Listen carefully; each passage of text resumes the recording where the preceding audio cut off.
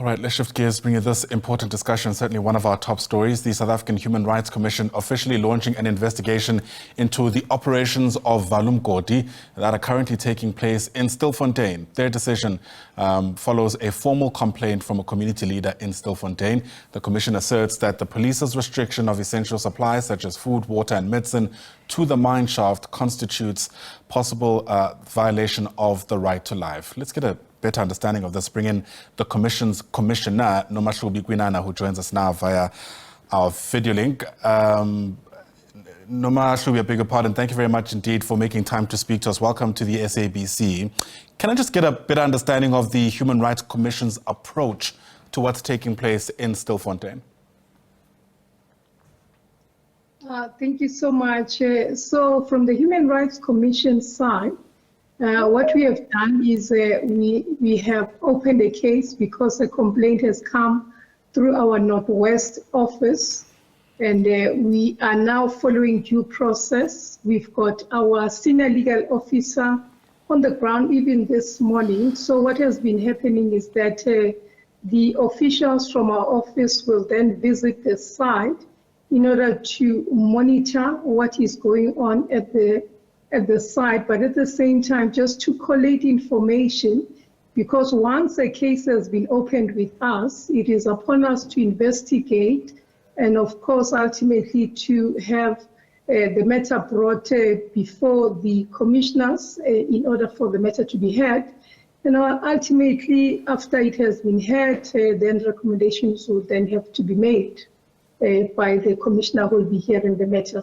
So is it the view then of this Chapter 9 institution, as things stand, that there are human rights violations being carried out there?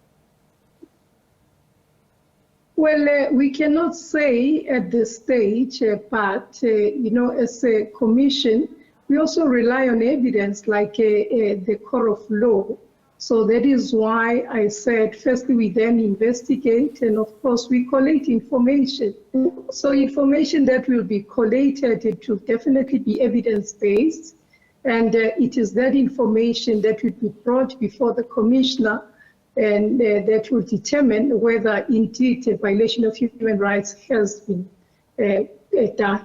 Yeah, and I wonder if you can take our viewer through just the typical logic that the Commission would follow here, especially because from what we're able to see, it seems there is a conflict of different rights, if you like. I mean, on the one hand, there's the right to life, and on the other, there's a right to safety and ensuring that everybody abides to the country's constitution or the country's laws, perhaps I should say, loosely speaking. So what's the kind of process that you follow in a context where, let's face it, things don't seem black and white? Well, in a situation of that nature, we'll still have to do that which we are mandated.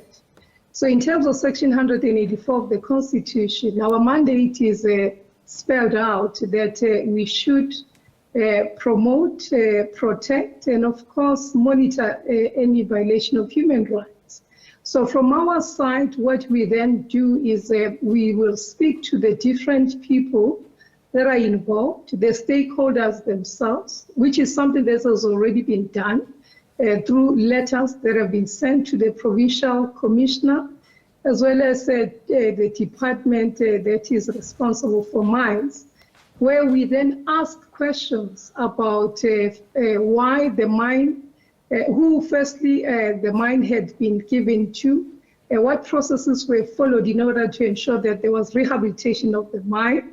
And then, yes, with regard to SABC, we then want to find out how they have reacted towards this situation, having been told that there were people that were trapped underneath or that were inside there. What was their reaction and what is it that they've done from their side?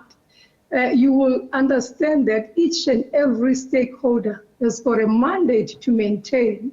And from our side, we are saying that once they do their mandate, they must ensure that there's no violation of human rights that takes place in the process.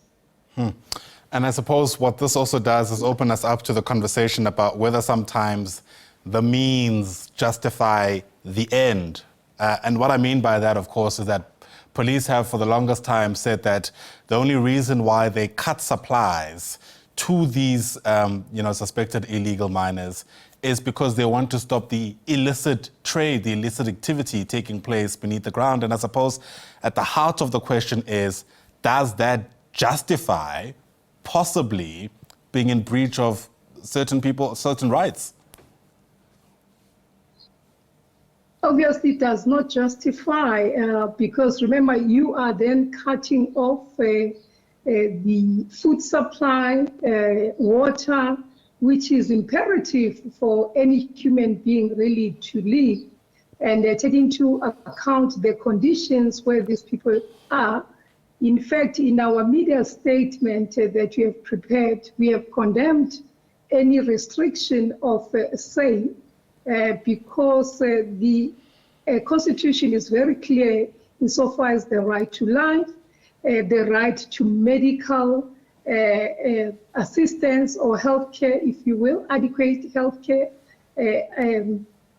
services, and of course the right to food, which is Section 27. It is very clear, and therefore the police cannot, once they try to do their work, which we understand they must do, but they must not in any way trample upon those rights, because those rights are enshrined in the Constitution, and the Constitution must be observed. And what's your response then, Commissioner, to people who are saying, yes, those rights are enshrined in the Constitution, but we all know that rights come with responsibilities. These rights have limitations in some cases. Yes, whilst they come with responsibilities, it does not mean that they're one-sided.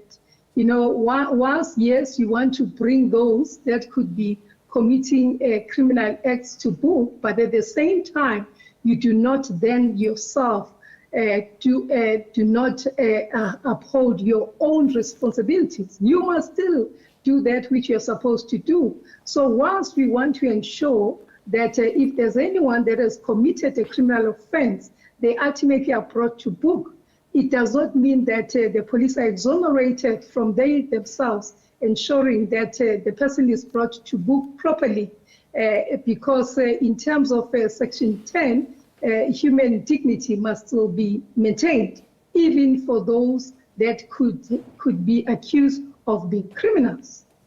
It's a fascinating discussion, and a part of me hopes that there is going to be some kind of litigation for us to understand better what the law prescribes, not only in the letter of the law, but also the spirit of our legislation. But Commissioner, let me thank you for your time. I appreciate you can't say much as your own investigations continue, but hopefully we'll pick up this conversation with a bit more clarity on your side.